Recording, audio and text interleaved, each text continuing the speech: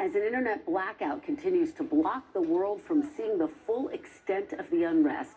Joining me now is NBC News Chief Foreign Correspondent Richard Engel. Richard, thank you so much for being here in person. It's great to be here in person at a very important time. It is. There's so much happening right now in Iran. I know you've been tracking all of it. You and I have discussed protests countrywide in the past, but this feels different. What makes this moment different, Richard? Well, there are hundreds of thousands of people on the streets. They are setting fires. They are occupying certain neighborhoods and able to hold them for certain amounts of time, at least temporarily.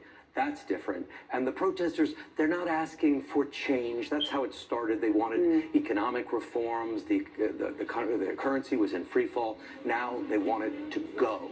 And the context is completely different. Iran is weaker than it's ever been because it lost Hezbollah, it lost Bashar al-Assad. So I would say definitely this is the weakest that they've been, the biggest challenge that they've faced since the 1979 revolution.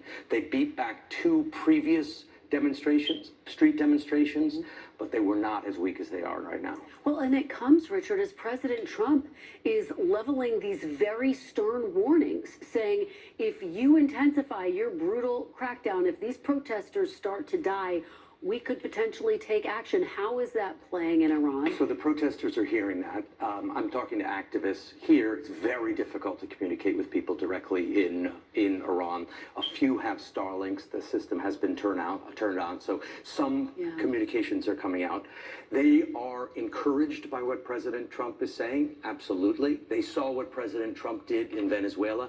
But that also makes them nervous because they don't want a repeat of Venezuela, where the U.S. just moved in, took the top leaders, but left the security services in place.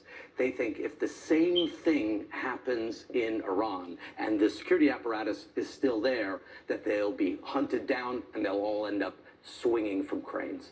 Well, an incredibly tense situation. Richard, thank you so much for being here to help us unpack it. We really appreciate it. It's great to see you. Great to see you. When we come back, President Trump says his own morality is the only limit on his global powers. The panel is next.